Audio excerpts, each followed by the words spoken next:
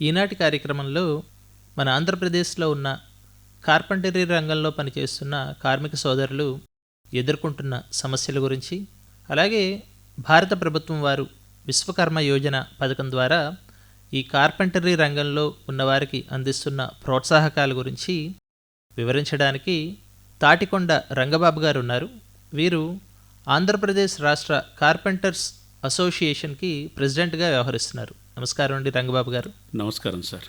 ముందుగా మన రాష్ట్రంలో కానీ లేదా మన ప్రాంతంలో కానీ ప్రధానంగా ఈ కార్పెంటరీ రంగంలో ఉన్నవారు ఎదుర్కొంటున్న సమస్యలు ఏంటండి?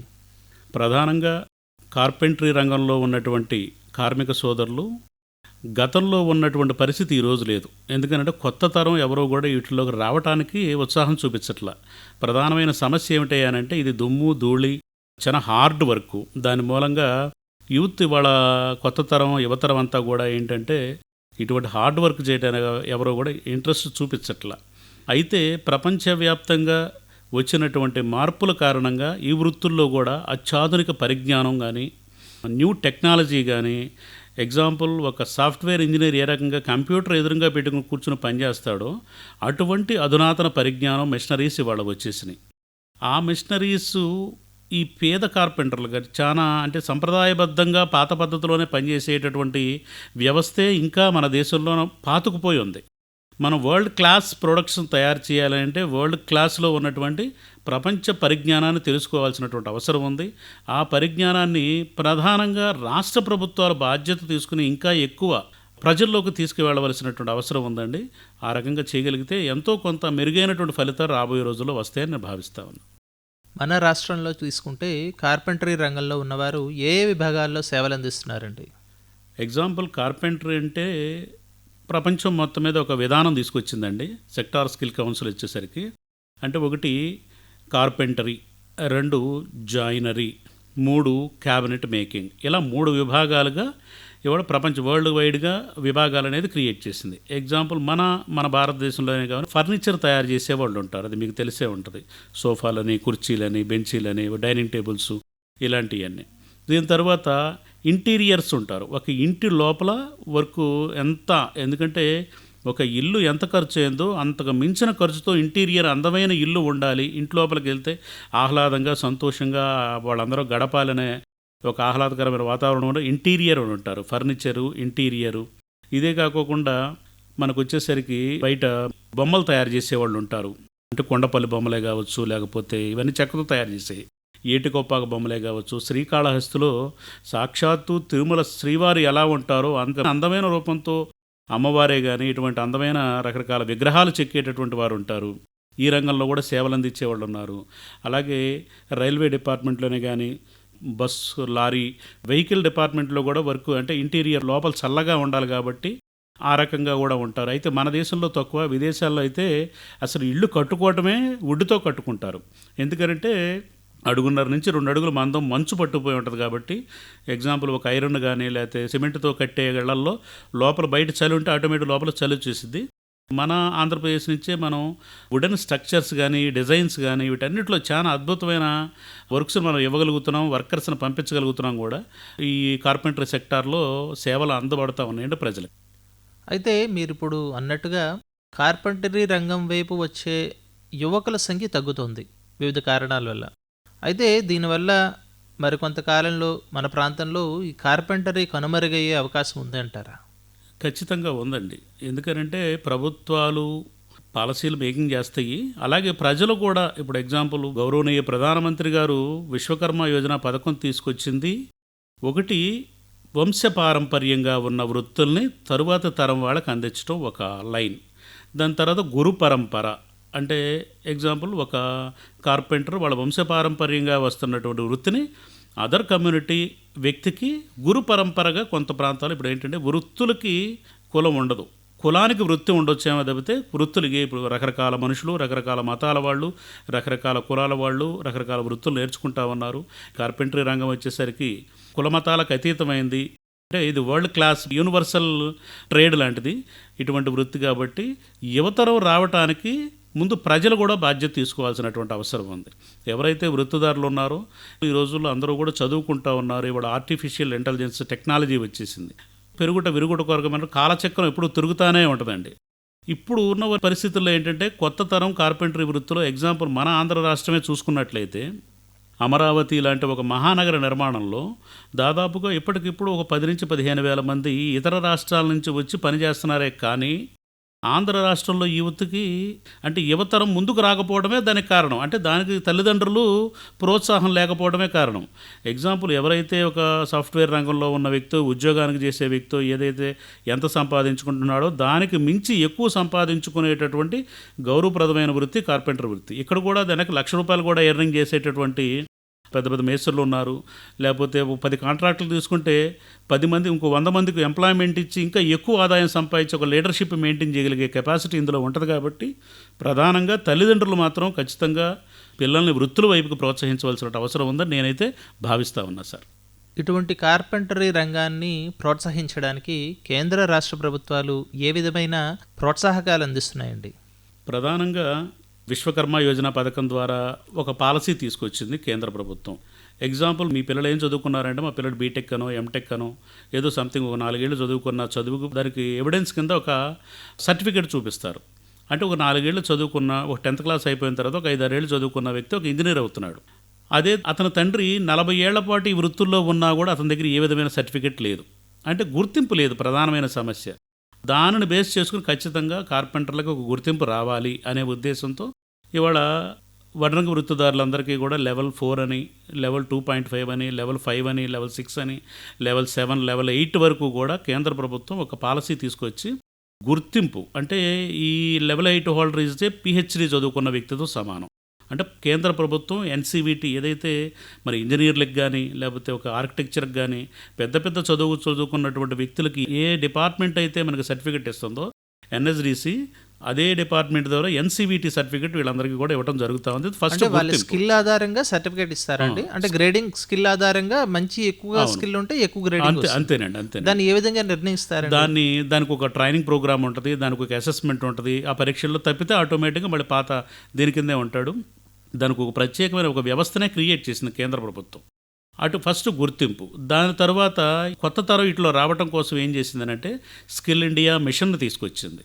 ఎంఎస్డిఈ ministry of skill development entrepreneurship అనేది స్కిల్ ఇండియా మిషన్ని తీసుకొచ్చి ఎగ్జాంపుల్ వడ్రంగ వృత్తి చేసే యువతని అంటే ఇప్పుడు ఇందాక చెప్పినట్లుగా ప్రపంచవ్యాప్తంగా ఈ మిషన్ జరుగుతూ ఉందన్నమాట. 1 జాయినరీ, 2 కార్పెంటరీ, 3 క్యాబినెట్ మేకింగ్. ఇవాళంతా కూడా మ్యాక్సిమం అంతా ప్లైవుడ్తోనే వర్కులు జరుగుతూ ఉన్నాయి. ఎందుకంటే ప్రకృతి పాడవకోకుండా ఉన్న వనరుల్లోనే ఎక్కువ బలమైన ఉత్పత్తులు తయారు చేయాలి వుడ్కు సంబంధించి అనే ఉద్దేశంతో కేంద్ర ప్రభుత్వం ప్లైవుడ్ రంగాన్ని ఎక్కువ ప్రోత్సహిస్తూ ఉంది. కాబట్టి ప్రతి ఇంట్లో కూడా ఇవాళ ప్లైవుడ్కి సంబంధించినవి అన్నీ కూడా వచ్చేసినాయి. దాని మీద ఒక చదువులు తీసుకొచ్చింది. ఇప్పుడు కేంద్ర ప్రభుత్వానికి సంబంధించింది హైదరాబాద్లో NSTI national skill training institution అని చెప్పేసి విద్యానగర్లో ఒకటి ఉంది. ఆంధ్రప్రదేశ్లో వచ్చేసరికి రాజమండ్రిలో ప్రస్తుతానికి మనది నూతన రాష్ట్రం అవటం మూలంగా ఒక ప్రైవేట్ సంస్థ వాళ్ళు నడుపుతూ ఉన్నారు. వడ్రంగి వృత్తిలో ఎగ్జాంపుల్ ఒక బీటెక్ చదువుకున్న వ్యక్తి, ఎంటెక్ చదువుకున్న వ్యక్తి కూడా వచ్చి ఇక్కడ ఒక 3 నెలల పాటు ట్రైనింగ్ తీసుకున్న తర్వాత సర్టిఫికెట్ వస్తే సర్టిఫికెట్ ద్వారా వాళ్ళకి ఉద్యోగాన్ని కూడా తీసుకుని ఇంటికి వెళ్ళే పరిస్థితి అనమాట. అటువంటి ప్రోత్సాహం ప్రస్తుతానికి కేంద్ర ప్రభుత్వం ద్వారా ఉంది, కానీ రాష్ట్ర ప్రభుత్వం సహకారం లేదు. దీన్ని కూడా రాష్ట్ర ప్రభుత్వం కాస్త టేక్ ఓవర్ చేసి, ఎందుకంటే హైదరాబాద్లో ఇప్పటి నుంచి ఉంది కాబట్టి ఒక సొంత సంస్థ ఉంది, జరుగుతూ ఉంది. ఇక్కడ ప్రైవేటు సంస్థల ద్వారా నడవటం మూలంగా వాళ్ళు ఎక్కువ ప్రోత్సహించలేరు. ఎందుకంటే వచ్చే కార్మికుడికి విద్యను ఎక్కువనే, ఎందుకంటే ఈ రోజుల్లో విద్య ఎవరు దొంగతనం చేయలేంది, అది ఎక్కువ నేర్పించడానికి ప్రైవేటు సంస్థలు ఎప్పుడూ ఇష్టపడవు. కొన్నిటిని దాచిపెట్టడానికి ప్రయత్నం చేస్తాయి. కాబట్టి ఇక్కడ కూడా రాష్ట్ర ప్రభుత్వం బాధ్యత తీసుకుని ఈ డిపార్ట్మెంట్కి సంబంధించినటువంటి ఒక సొంత వ్యవస్థను క్రియేట్ చేయగలిగితే ఇప్పుడు అమరావతి నిర్మాణం లాంటి ఇక్కడ కొన్ని లక్షల మంది ఉపాధి పొందొచ్చు. ఎవరో ఇతర రాష్ట్రాల వాళ్ళకు లేదా విదేశాలకు సంబంధించిన కంపెనీలకు పనులు ఇవ్వకోకుండా ఇక్కడ ఉండేటటువంటి యువత్నే మనం ప్రోత్సహించిన వాళ్ళం అవుతాం. వాళ్ళందరికీ ఎంప్లాయ్మెంట్ జనరేట్ చేసిన వాళ్ళం అవుతాం. వాళ్ళందరూ ఎంటర్‌ప్రెన్యూర్లుగా తయారైతే వాళ్ళే బోల్డంత మందికి ఎంప్లాయ్మెంట్ ఇస్తారు. అలాగే క్లస్టర్ డెవలప్మెంట్ ప్రోగ్రామ్ను కూడా ప్రభుత్వం ఏర్పాటు చేసి దాని ద్వారా కూడా ఈ కార్పెంటరీ లేదా ఇతర చేతి వృత్తి రంగాల్లో ఉన్నవారికి లబ్ధి చేకూర్చడానికి ప్రభుత్వం ప్రోత్సాహకాలు అందిస్తున్నది కదండి, దాని గురించి వివరిస్తారా? క్లస్టర్ డెవలప్మెంట్ ప్రోగ్రామ్ అనేటప్పటికి ఏంటంటే వీటిలో 2 రకాల విభాగాలు ఉంటాయండి. ఒకటి వచ్చేసరికి స్ఫూర్తి క్లస్టర్, రెండోది వచ్చేసరికి ఎంఎస్సి సిడిపి. స్ఫూర్తి గతంలో బాగా నడిచిందండి. గతంలో అసలు వాస్తవానికి ఇచ్చింది కూడా స్ఫూర్తి క్లస్టర్ కిందే ఎక్కువ శాతం అందరూ లబ్ధి పొందడం జరిగింది. దీంట్లో చిన్న చిన్న పొరపాట్లు ఇతర రాష్ట్రాల్లో జరగటం మూలంగా దాదాపుగా దేశం మొత్తం కూడా దీన్ని నిలుపుదల చేయటం జరిగింది. ఎగ్జాంపుల్ మనకేంటంటే ఒక ఫ్యాక్టరీ స్థాపించాలి అని అంటే మినిమం ఒక 50 లక్షల రూపాయలు కావాలి. 50 లక్షల రూపాయలు ఈ రోజున పిఎంఈజీపీ, ప్రధానమంత్రి ఎంప్లాయ్మెంట్ జనరేషన్ ప్రోగ్రామ్ కింద కేవీఐసి అంటారు. అంటే ఖాదీ విలేజ్ ఇండస్ట్రీస్ కమిషన్ వారు ఇస్తూ ఉన్నారు. మినిమం 50 లక్షల రూపాయలు. దీంట్లో గ్రామీణ ప్రాంతాల్లో అయితే 35%, అంటే ప్రతి లక్షకి 35,000 కట్టాల్సిన అవసరం లేదు. పట్టణ ప్రాంతాల్లో అయితే కనుక 25% కట్టాల్సిన పని లేదు. ఇక్కడ ఉన్న సమస్య ఏంటి, అప్పు తీసుకుంటున్నారు కాబట్టి ఆ 25% కాకుండా మిగిలినది కట్టాల్సిందే. ఈ క్లస్టర్ డెవలప్మెంట్ ప్రోగ్రామ్ ద్వారా ఏంటంటే ఏదైతే ఒక ₹1,00,00,000 ప్రాజెక్టు మనం ఒక ఫ్యాక్టరీ పెట్టదలుచుకున్నాం, దీంట్లో ఒక 10% మనం మార్జిన్ మనీ పెట్టుకుని మిగతా 10% స్టేట్ గవర్నమెంటు, మిగతా 80% సెంట్రల్ గవర్నమెంటు. ఇక్కడ డబ్బు రిటర్న్ కట్టాల్సిన అవసరం ఉండదు. పూర్తి గ్రాంట్ అనమాట. డబ్బులు తీసుకుని మనం ఖచ్చితంగా దాని మీద ఉపాధి పొందాలి, 10 మందికి ఉపాధి చూపించాలి. దాన్ని సిఎఫ్సి అంటారు, అంటే కామన్ ఫెసిలిటీ సెంటర్. ఏదైతే ఆ క్లస్టర్ పెట్టామో, ఆ ఫ్యాక్టరీ పెట్టామో, పెట్టిన చోట ఖచ్చితంగా ప్రజలందరూ ఉపయోగించుకునేలాగా, బయట ఎగ్జాంపుల్ ₹100 అయ్యే వరకు మన దగ్గర ఒక ₹60-70 అయితే ఆ ₹30 ఆ యొక్క కార్మికుడికి మిగులుతాయి. కాబట్టి అలా ఎక్కువ ఆదాయం అతనికి మిగలటం కోసం కేంద్ర ప్రభుత్వం ఇలాంటి డెవలప్మెంట్ ప్రోగ్రాంలు తీసుకొచ్చింది. దీంట్లో ప్రధానంగా రాష్ట్ర ప్రభుత్వాలు ఇన్వాల్వ్మెంట్ చాలా తక్కువ ఉంది. ఇది కూడా మంచి అవకాశం. మన ఆంధ్ర రాష్ట్రం ఇంకా ఇండస్ట్రియల్ హబ్గా, మనం మ్యానుఫ్యాక్చరింగ్ రంగంలో ఇంకా ఎదగాలి, మనం ప్రపంచ స్థాయి ప్రొడక్షన్ తయారు చేయాలి అని అంటే ఏదైతే ప్రజాప్రతినిధులు ఉన్నారో వాళ్ళ బాధ్యత తీసుకుంటే ఈజీగా, త్వరగా ఎక్కువ మందికి మనం ఇంప్లిమెంటేషన్ చేయగలిగిన వాళ్ళం అవుతాం. రంగబాబు గారు, మీరు మన మాటల సందర్భంలోనే కార్మికులు, ముఖ్యంగా కార్పెంటరీ రంగంలో పనిచేసేవారు మిషనరీ కొనుక్కోవడానికి ఇబ్బందులు ఎదుర్కొంటున్నారు కదా. అవును. ఏదైనా సరే ఒక ఖరీదైన మిషనరీ కొన్ని లక్షల రూపాయలది తీసుకోవాలనుకుంటే ఏ విధమైన సహాయం ప్రభుత్వం నుండి లభిస్తున్నదండి? క్లస్టర్ డెవలప్మెంట్ ప్రోగ్రామ్ ద్వారా మాత్రమే ఇప్పుడు ఉన్నటువంటి అంటే అవకాశం. చిన్న మొత్తాల్లో లోను, ఇప్పుడు ఒక భారీ పరిశ్రమ కాకుండా ఒక చిన్న సైజులో ఒక ₹1,00,000, ₹2,00,000 విలువ చేసే ఒక మిషనరీ కొనుక్కోవాలి అనుకుంటే కార్మికులు ఎవరైతే కార్పెంటర్స్ ఉన్నారో వారు ఏ విధంగా అప్రోచ్ అవ్వాలంటారంటే ప్రధానమైనది సివిల్ స్కోరేనండి. ఎవరైతే కార్మికుడో చేతి వృత్తిదారుడో కరోనా టైంలో వీళ్ళకి పనులు లేకపోవడం మూలంగా కొద్దిగా పర్సనల్ సివిల్ స్కోర్స్ పడిపోయి ఉన్నాయి. దాన్ని గ్రోత్ చేయడం కోసమే కేంద్ర ప్రభుత్వం ఈ విశ్వకర్మ యోజనలో కూడా వితౌట్ సివిల్ స్కోర్ వీళ్ళందరికీ ఖచ్చితంగా అప్పులు ఇవ్వండి అని బ్యాంకర్స్కి ఒక గైడ్లైన్ ఇవ్వడం జరిగింది. అంటే మన పర్సనల్ సివిల్ స్కోర్ కనుక కరెక్ట్గా పెంచుకోగలిగితే ₹1,00,000 మనకి ఇవ్వడానికి బ్యాంకు సిద్ధంగా ఉంది. ఎందుకు, వీళ్ళకి విశ్వకర్మలో ట్రైనింగ్ తీసుకుని వీళ్ళకి సర్టిఫికెట్ని వాళ్ళు తాకట్టుగా పెట్టుకుంటా ఉన్నారు. కాబట్టి అప్పుడు పర్సనల్ సివిల్ స్కోర్ కనుక పెంచుకోగలిగితే రెండోసారితో ఈ ఏడుతో పని లేకోకుండా ₹2,00,000 ఇవ్వడానికి, మూడోసారి ₹3,00,000 ఇవ్వడానికి ఈ యొక్క విశ్వకర్మ యోజనని తీసుకురావడం జరిగింది. కాబట్టి వచ్చిన అవకాశాలను ప్రతి ఒక్కళ్ళు కనుక సద్వినియోగం చేసుకోగలిగితే, పర్సనల్ సివిల్ స్కోర్ పెంచుకోగలిగితే బ్యాంకర్స్ ఖచ్చితంగా ఏ విధమైన షూరిటీ లేకోకుండా ఇవ్వడానికి ముందుకు వస్తున్నాయి. కాబట్టి అవకాశాలను సద్వినియోగం చేసుకుంటే కనుక మిషనరీస్ కొనుక్కోవచ్చు. మన రాష్ట్రంలో ఇప్పుడు ఒక నూతన రాజధాని నిర్మాణం జరుగుతోంది అమరావతి పేరుతో. మరి ఈ నేపథ్యంలో నూతన రాజధానిగానే అనేక రకాలైన కొత్త పనులు, ముఖ్యంగా ఈ ఇన్ఫ్రాస్ట్రక్చర్ వర్క్స్, ఈ మౌలిక సదుపాయాలు కల్పించడానికి అనేక రకాలైన ఏర్పాట్లని ప్రభుత్వం చేస్తున్న నేపథ్యంలో ముఖ్యంగా చేతి వృత్తి వాళ్ళకి, కార్పెంటరీ రంగంలో వారికి ఏ విధంగా అవకాశాలు ఉండబోతున్నాయండి? మంచి అవకాశాలు ఉంటాయండి. అసలు కార్పెంటర్ లేని సమాజం ఉండదు, కార్పెంటర్ లేని ఇల్లు ఉండదు. మంచి అవకాశాలు ఉన్నాయి.